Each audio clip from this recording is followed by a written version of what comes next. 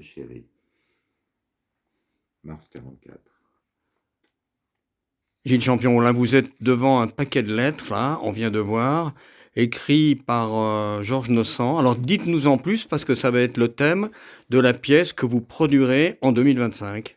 Alors Georges Nossant est un des 1 million de prisonniers de guerre qui restaient encore prisonniers de guerre, otages presque, en 1945, sur les 1 600 000 qui avaient été capturés au mois de mai-juin 40 après la débâcle. J'ai la chance d'avoir pu retrouver via ma famille de son descendance l'intégralité des courriers qu'il avait reçus pendant sa captivité et beaucoup de courriers qu'il avait émis à sa famille. Et donc, ce sont des lettres standards qui étaient écrites à l'époque à travers les lettres, on peut voir la vie d'abord en France concrètement, hein, de tous les jours, et l'évolution de l'opinion des prisonniers de guerre, leur vie quotidienne, leurs occupations, leurs espoirs, leurs désespoirs. Donc, avec cette base extraordinaire, peut-être que j'ai dans les mains la base de données la plus complète de France et d'Europe, hein, en tout cas en France, d'une série de courriers extrêmement serrés et qui racontent tous les détails. Donc j'en ai tiré une pièce qui va évoquer par grand thème la vie des PG, à savoir leur capture, les relations avec la famille, la jalousie, puisque dans les familles c'était pas ça, la mort d'une sœur, la mort d'une épouse, les distractions, et évidemment, pour Georges Nossant, l'évasion du général Giraud, puisque Georges a été la cheville ouvrière de l'évasion du général Giraud.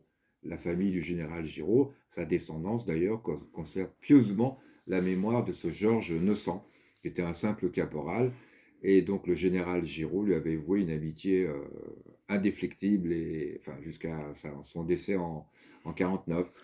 Voilà, et donc j'en ai fait un spectacle que nous allons créer en janvier 2025 et puis ensuite en tournée.